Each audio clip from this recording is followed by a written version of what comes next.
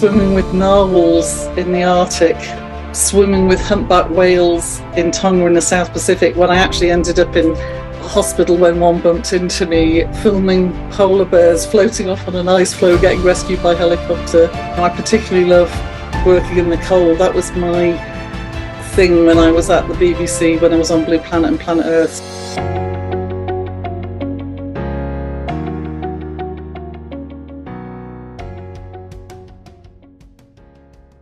Hello. Hello, how are you doing? I'm doing really well. How are you doing? I am very well. And where are you right now? I'm in Los Angeles, and I get a sense that you're English. Oh, I am Welsh. You're Welsh. I am Welsh. Not that. My mum was born in Barry. Oh, Diane, very good. So where in Wales are you from?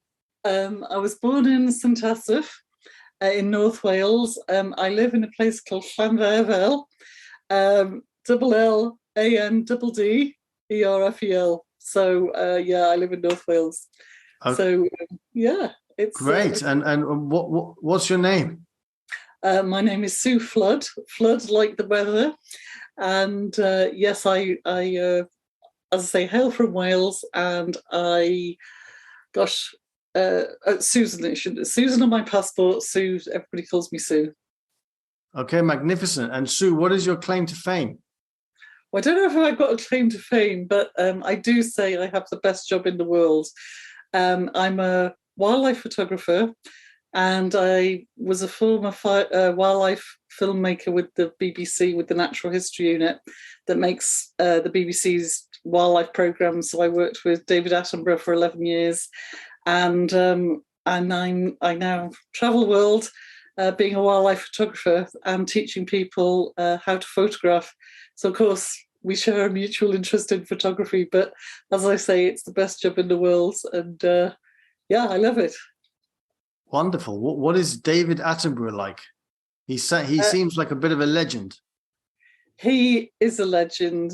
He absolutely inspired me as a kid to want to do what I do now. So as a child, I'd watch him in all these amazing documentaries, crawling around in the rainforest with gorillas, swimming with humpback whales, with penguins in the Antarctic. You know, it just seemed the most incredible job.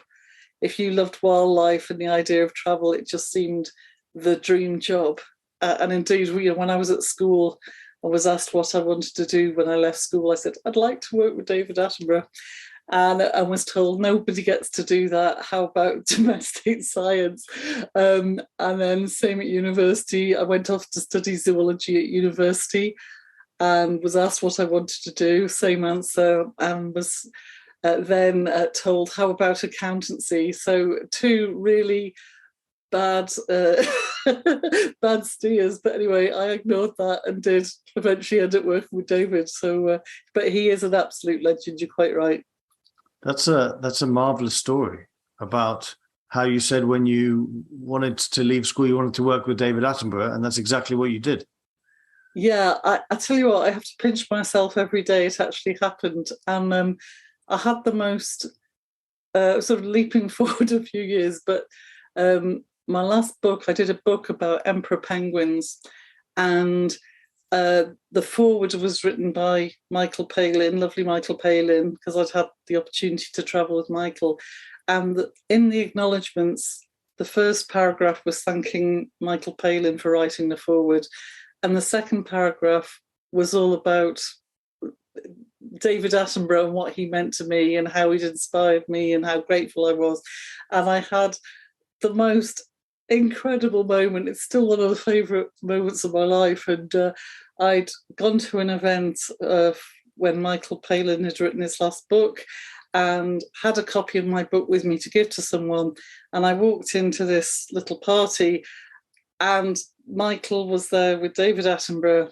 And I said, David, you're going to have to forgive me for doing this. But I took out the book and I held onto his arm and I read out this paragraph to him in person about what he meant to me and how he'd inspired me. And I got to the end of this and he just gave me a big hug. And yeah, that was pretty special. That's a beautiful, beautiful story. I Thank mean, you. It was absolutely wonderful. It makes me feel quite emotional actually telling it, because it really was special to be able to do that. And I just thought, oh, do I do it? And then I'm so glad I did, because I'd always regret not doing that. But yeah, there were a few years between sort of taking the first photo and that. no, of course. So what inspired you to take photos specifically, to become a wildlife photographer? Because there are many things you could have done, and why that specifically? Well, I was always interested in animals, and lots of kids like animals and going to the zoo and things like that. And frankly, growing up near Chester as I did, and my mum and dad and my grandparents would take me to Chester Zoo, and I thought that's probably the only time I'd see many of these animals. I never dreamt I'd get to see them in person. But watching these documentaries was one sort of eye opener. And then my father and my grandfather, they were keen photographers, so I was always around them taking photos, and it was always a standing joke how bad my father's photos were. Sorry, Dad, if you're listening, but yeah, so I enjoyed that. And then at school, I was going out with somebody who was keen on photography, and I got a camera and just practicing. But I mean, my big break was when I finally got a job in the BBC, because I was working on the Blue Planet series and also Planet Earth. So working with these world-class camera people, some of whom were really brilliant stills photographers. So, getting really nice opportunities. So that's, sorry, that's a bit of a long answer, but that's how it kicked off. And what are some of the stories you may have from like being out in the field? Like some like connections that you've had with the animals that you photographed? Oh gosh, so many. Funny enough, one just springs to mind. I'm going to show you a photo actually. Hang on. So I have to show you an emperor penguin. So there you go. There's an emperor penguin chick, which you've got to admit is pretty cute. And I was out in the Antarctic, and I'd been carrying my camera bag for about a mile across the ice. And it was a pretty cold day, and a lot of people had gone back to the ship because it was cold. And I lay down on the snow, and I got a great big jacket on. It was about -22 or so. And I put my head on my camera bag, and I was just listening to this magical sound. It was the chicks calling. And it was just this beautiful sound. And I actually dropped asleep. I know that maybe sounds hard to believe if you sat in the warmth in LA, but I was in this great big coat. I'd been up very early. I'd been staggering around with this camera bag. Anyway, I dropped asleep for about 15 minutes or something. And I woke up, and my hand was on the snow, obviously my glove. And there, next to me, lying on the snow with its little flipper on my hand, was this penguin chick that looked like that. It was just fantastic. And, we're just looking at one another, and I didn't dare move. And then at one point I blinked, and it just kind of got up and toddled away. But, that was magical. Swimming with narwhals in the Arctic, swimming with humpback whales in Tonga in the South Pacific, when I actually ended up in a hospital when one bumped into me, filming polar bears floating off on an ice floe, getting rescued by helicopter. Oh gosh, all sorts of things. But I particularly love working in the cold. That was my thing when I was at the BBC, when I was on Blue Planet and Planet Earth. So I really loved the Arctic and the Antarctic environments, and continue to work there now a lot. Yeah, you said that you ended up in the hospital because you were bumped by a blue whale. You have to expand on that. A humpback whale. A humpback whale. Blue whale, that'd be twice the size.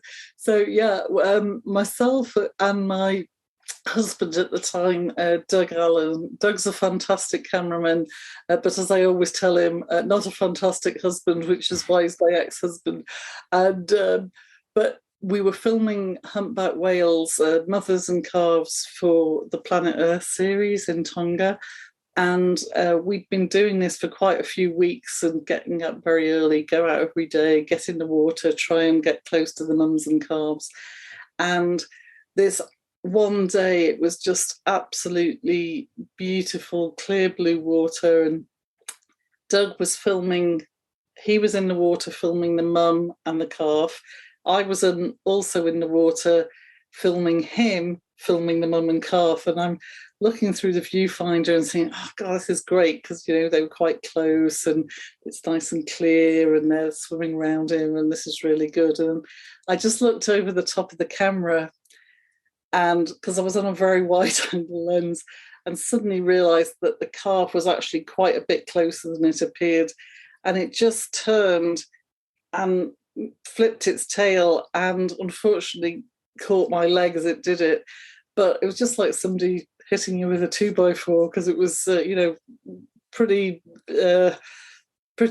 intense. This is a 5-meter long whale that weighs about a ton for the calf, and the mum's about 15 meters. So it was quite sudden. And normally, if I'm in the water and filming, I would clip my video camera on to my jacket, and I got in the water very quickly and hadn't clipped it on. And I don't know if you've done any underwater photography, but your camera, it would be in a housing and it's slightly negatively buoyant. So it started, because it got knocked out of my hands, started going kind of glug, glug, glug and slowly sinking.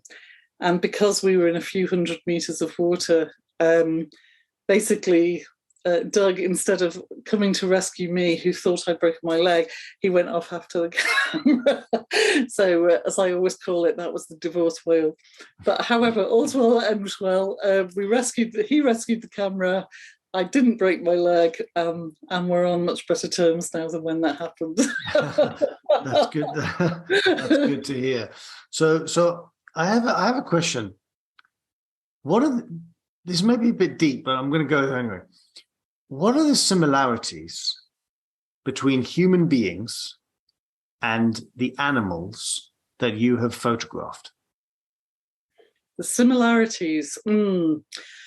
I think that, with the whales, you definitely felt like there was a connection. When you're in the water, and at one point I was literally an arm's width from the mother with her calf, and I was in the water with her for 2.5 hours. And at one point the current was pushing me into her, and I had to put my hand on her side to stop me kind of running into her, if you like, and slowly fin backwards. And you've got this huge eye in front of you looking at you, and you absolutely felt a connection, that there was this intelligent mammal looking at you. I'm not sure there was an intelligent mammal looking back. And also, I mean, with primates, it's impossible. If you're with something like, if you're looking into the eyes of a gorilla or a chimpanzee, where you're making a connection with them, they are so like us. And I've had a really, to have the opportunity to interact with chimpanzees in this island where they've been rescued, and it's a really fantastic facility where they've been rescued from the pet trade or bushmeat trade, and are being looked after. And to have this, highly intelligent mammal sit with you and actually take your hand and look at you and interact, it's amazingly moving. But whether it's a primate or a polar bear or whatever it is, it's just that connection and the behaviour, and just trying to act in a way that you can not disturb them, because after all, that's what wildlife photography is about. We don't want to. The photo isn't worth disturbing the animal. You want to try and get the natural behaviour and capture that moment. So how does, because what you just explained about looking into the eye of the whale and the whale looking back at you is, it's extraordinary. To be in that space is extraordinary. So absolutely. And the special thing as well, if you're in the water, you get into the water and you hop off the boat, or you slide into the water off the boat, and of course, you couldn't possibly hope to keep up swimming after a whale. It's just not going to happen. They have to want to come to you. So you drop into the water, and something I've often done is, it sounds really funny, is actually sing down my snorkel, because a lot of these marine mammals communicating in the water, they're very vocal, and you're making a sound and you drop in ahead of them and they know you're there, and they may swim straight past or they may come and check you out. And this particular mum and calf who I was in the water with a few times, I mean, to be in the water with this mother and her baby for 2.5 hours, and she would, it was one of the best moments of my life to be in the water with her, and she'd nod off and have a little nap, and then she'd open her eye and look at you, and I'm there with her baby, but she'd nod off, and it's hard not to anthropomorphize, but you felt there was this sort of trust, otherwise she'd have swum away. And it was absolutely magical. It really just fantastic. And how do those moments, how have they changed who you are? Because I can't imagine that having a moment like that and having it over and over again in different locations and different kind of experiences hasn't changed you. That's a great question. It absolutely has changed me, because obviously it makes you extremely attached. The thing that motivates me is wanting to get people interested in the natural world and its conservation, whether that's with still images, with moving images, maybe by giving talks, that sort of thing, and just trying to get people to care about what they're seeing. So, and when you have that sort of special moment, of course, it sort of helps drive your ambition in that regard, but also it's just amazingly moving. That little penguin lie on my hand, or swimming with narwhals, or that humpback connection, or being with emperor penguins. I was fortunate enough to spend a few weeks camping in the Antarctic in November and December, in an emperor penguin colony. And you're in a tent and it's about -25, and you're in your sleeping bag and it's pretty cold and all the rest of it. But then you get woken up at 3 a.m. when it's 24-hour daylight at that point, and you get woken up by a penguin outside your tent, just a few inches from your head, just making a call. And of course you have to go out and unzip the tent and have a look at them. And how lucky is that? I mean, it's if someone was to hand me the winning lottery ticket and say, you can either have this or you can have all these cool experiences out in the wilderness with these animals, there's no contest, really. It reminds me of a time I was in Tanzania, and I ended up swimming with wild dolphins. Oh. And there weren't that many of them, but there was like one moment when a wild dolphin swam right past me, and I looked at it in the eyes, and I was like, in some bizarre way, transformed. That's why I'm asking you these questions, because you've clearly done it on a bigger scale. And I had another moment. I was in the zoo in San Diego, and I saw this tiger, and the tiger was in a cage, but I looked into the soul of this tiger, and it never left me, that like moment of like connection. I mean, if there was no fence, he would have tried to eat me, but there was that like magic, something there that made me more connected to my own humanity, I think. I understand that. And it is that moment of connection when you've got an animal, whether it's, my nephew's pet hamster or a polar bear, and you're standing there on the sea ice watching it, or it's an elephant and it's calf, or whatever it is. Nature's incredible, and we're all part of the natural world, and being able to connect with nature gets increasingly difficult, but it is it's a massive privilege to do what I do, and to try and help document the natural world in that way. And again, back to David Attenborough, it's the sort of privilege of having been inspired by him as a kid, and then to end up having worked with him. And now, I mean, he's going to be 97 next birthday. It's quite extraordinary. So he's been inspiring me and a lot of other people for a very long time, and aged much better than I have. Yeah, I would love one day to listen to him speak, or to meet him in some level. Yeah. Another thing that I think about when it comes to nature, let's say, I know we're part of nature, but the true wildness of nature is that we have lost that wild feeling. Yeah. And when you go out and do what you do, you are placing yourself into the center of wildness, which is really what our DNA is coded for, right? And to be able to do that and to have those experiences, I would say, makes you feel as alive as you can possibly feel. That's a really lovely way of putting it. Yeah, absolutely. And it's, certainly makes your heart beat faster. And I think that, I've been fortunate to spend a lot of time in, all sorts of places, but the Arctic and Antarctic particularly spring to mind. And having worked a lot with the Inuit in the Canadian high Arctic.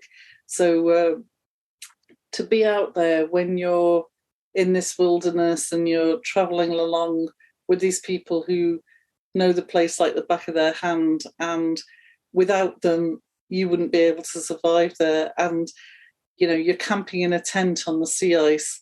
You're out there for weeks. You may be diving under the ice or whatever else you're doing. And you're out there and your polar bears might wander by, and everything's very, I guess it's very magnified, and you feel extremely alive because you really have to have your wits about you. But what a fantastic experience. And I'm never blasé about it.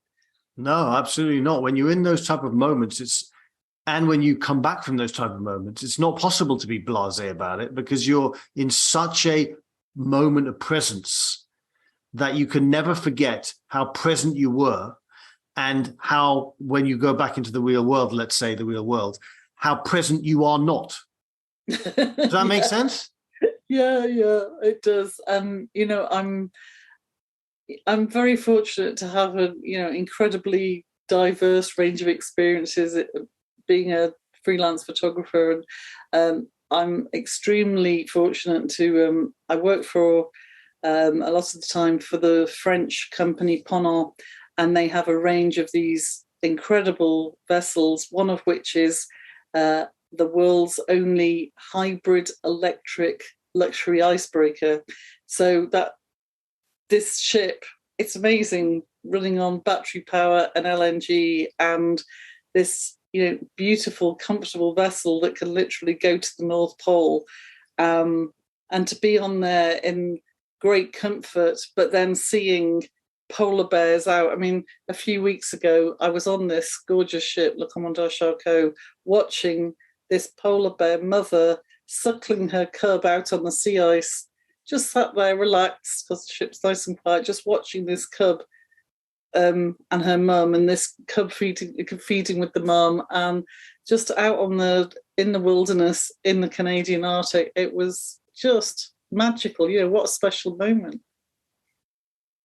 I understand why you can become addicted to that way of life, right? Yeah, it is addictive, actually. It is. And the first time I went to the Arctic was, 25 years ago. And I've been dozens and dozens of times to the Antarctic. But if somebody said to me, right, you have to give up traveling and you're allowed to go to one place and then you stop traveling, I would still pick and say, right, I'd like to go back to the Antarctic one more time, because it's absolutely addictive.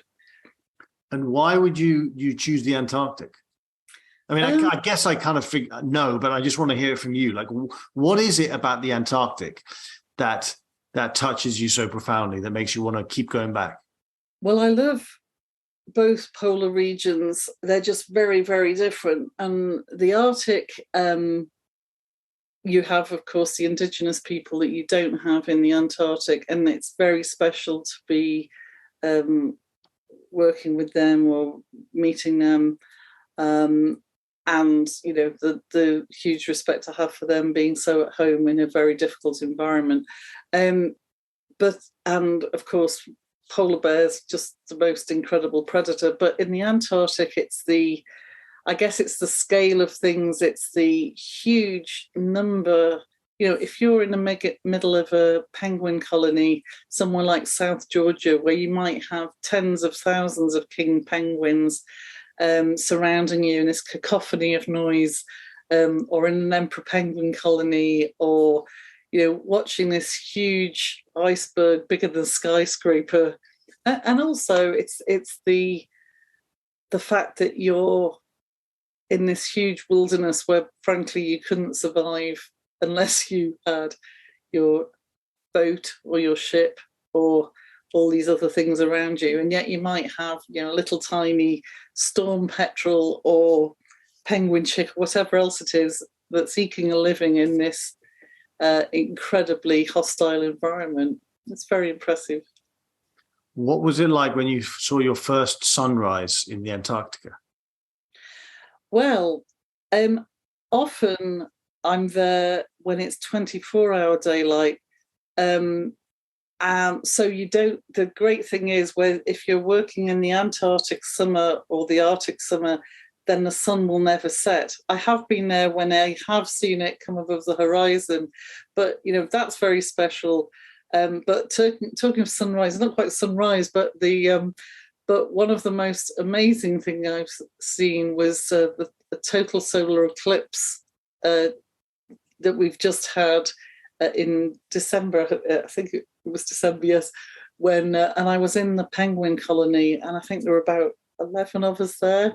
So the only people sat in this emperor penguin colony and watching this solar eclipse happen as we're sat there watching these penguins. And it was so cool because, you know, the solar eclipse happens and suddenly it all becomes dark. And then these little penguin chicks were running all over the place because they also didn't know what was happening. It was, amazing. But yeah, in terms of sunrise, it's not so much the rising or setting or whatever, it's the quality of the light and just these sort of magical moments when you might be somewhere like the Ross Sea on the far side of Antarctica and this amazing sort of pink, beautiful light as you've got this ice and the tabular icebergs and these incredible colours.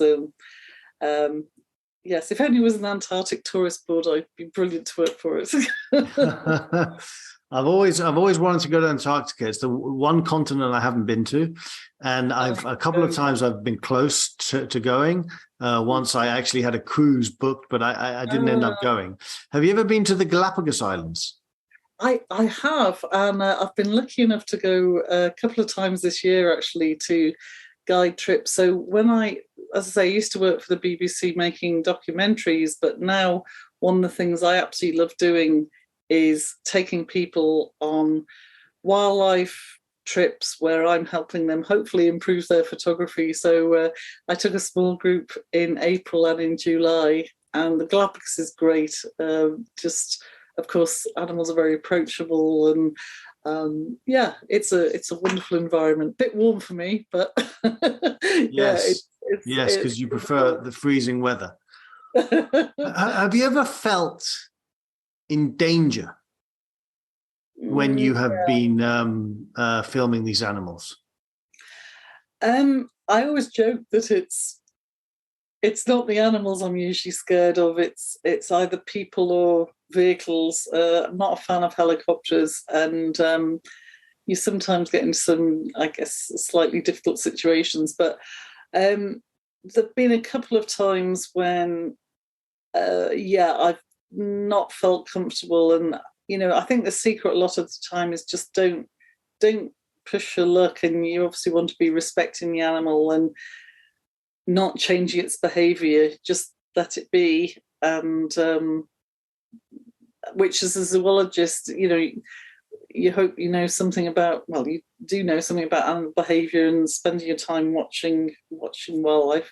But I think there was a situation where I was in the Antarctic and we were diving with leopard seals, myself and Doug, and he got out of the water, and leopard seals are pretty big and they're not to be messed with. And it was interesting, when I was in the water with him, she was swimming around us, and then he got out of the water and this leopard seal completely changed her behaviour and was swimming up and doing this kind of threat posture, so opening her jaws right in front of my face, trying to bite my hands, trying to bite my face, and thought, don't like this. So I sort of backed off and swam back to the boat, and this leopard seal was following me, sort of trying to bite me, or certainly trying to threaten me, which was working.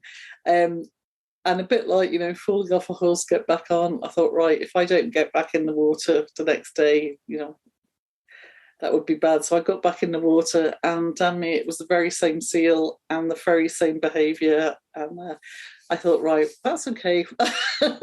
So I've done that twice, but I don't think there's going to be a third time. So that wasn't a great situation. And also, when we were filming for Blue Planet, we were filming polar bears out on the sea ice, and this polar bear was there was an entrapment of some beluga whales, where some whales had been trapped in this hole in the ice, and the polar bear was trying to catch them, and it kept going and going, and it couldn't get one. And then it just kind of looked up and started getting a bit interested in us. And I always say to people, if you walked into a room and there was a dog in the room, or you're outside somewhere and you see a dog, you can tell if that dog friendly, does it look aggressive, does it look fearful, is it backing off, whatever. And I guess it's a bit like that with polar bears, that you can see if that, or many other mammals, you can see if that animal is timid, or it's trying to retreat, or if it's curious and coming close, or whatever. And this was a young bear, and it was sort of having a look at us and wandering a bit closer. It wasn't running. It was, I guess, just curious, for want of a better word. And anyway, long story short, it was getting too close, and it got close enough that we had to use pepper spray to get it to back off, which is pretty close. That's where the grey hair came from. Oh, wow. And did it worked, clearly, because here you are. Yeah. But that, I remember feeling like my heart was going to come out of my chest because it was beating so loud. That was a lot of adrenaline. So what would you say was the greatest lesson you've learned from doing what you do?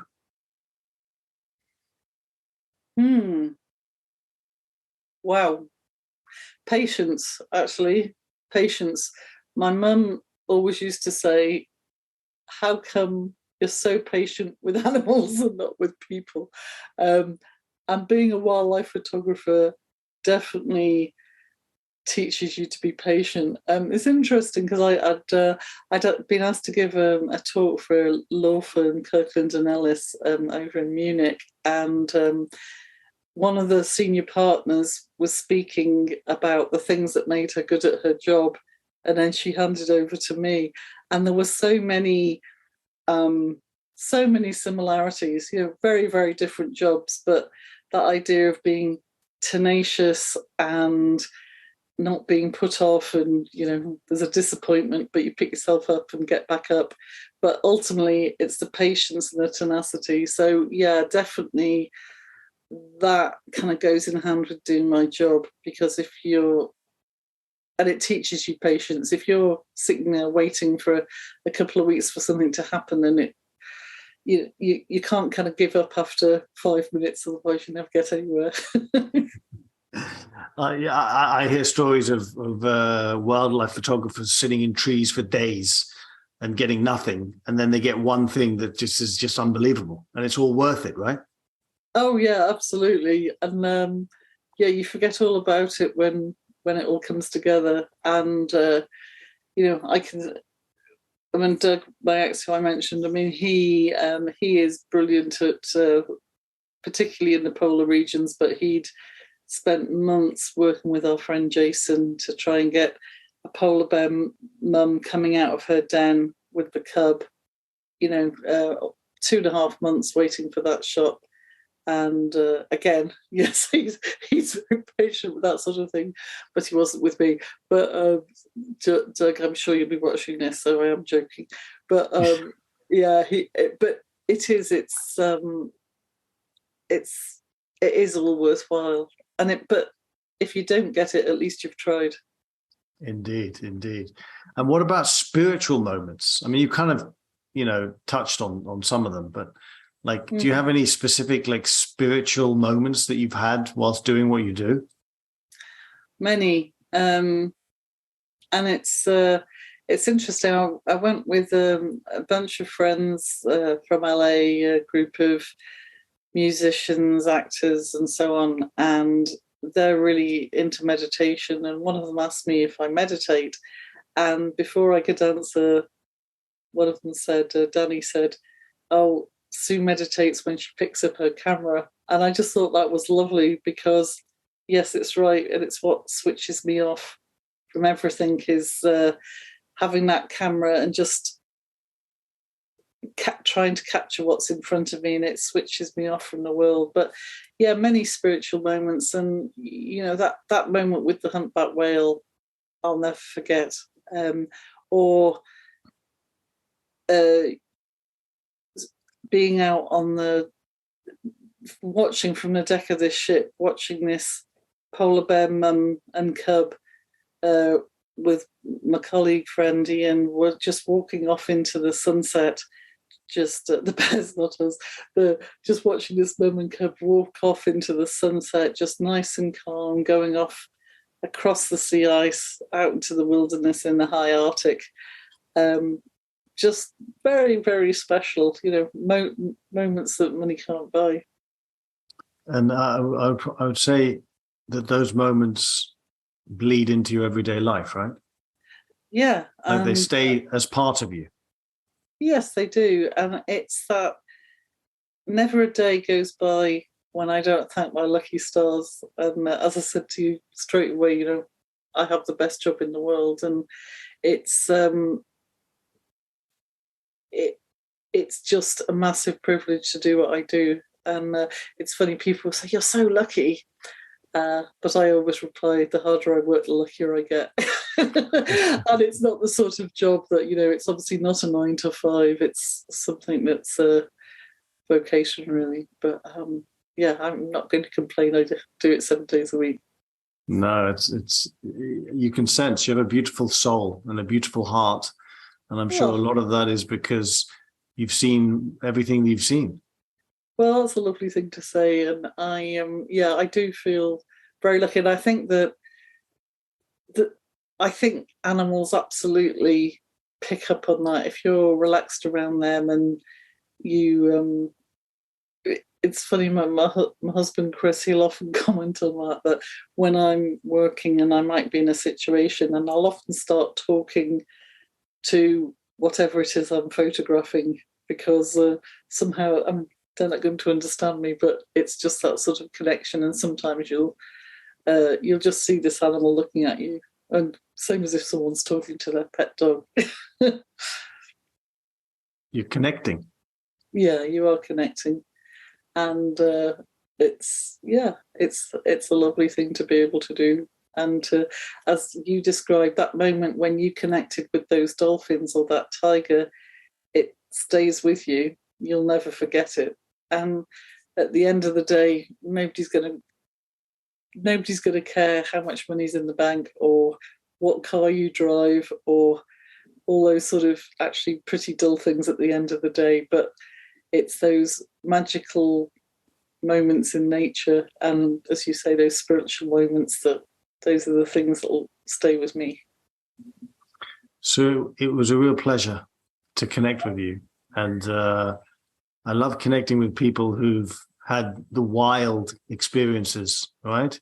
Who understand way beyond the mind what it means to connect with nature, what it means to connect with our fellow humans and our fellow animals, right? And it's like it's having a conversation on a totally different level.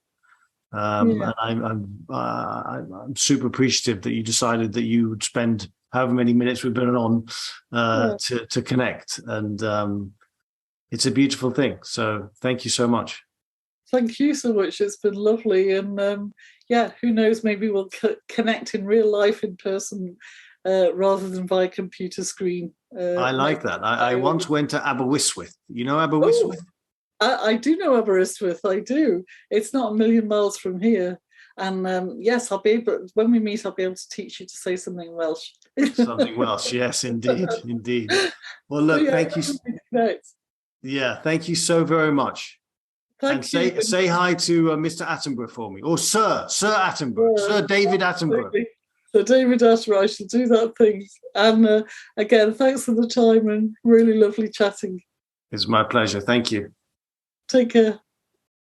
Hello everyone, it's Leon here, aka The Kindness Guy. If you like my videos, which I hope you do, don't forget to press the subscribe button and also to ring the little bell so that the notifications notify you that I have a new video out in the world.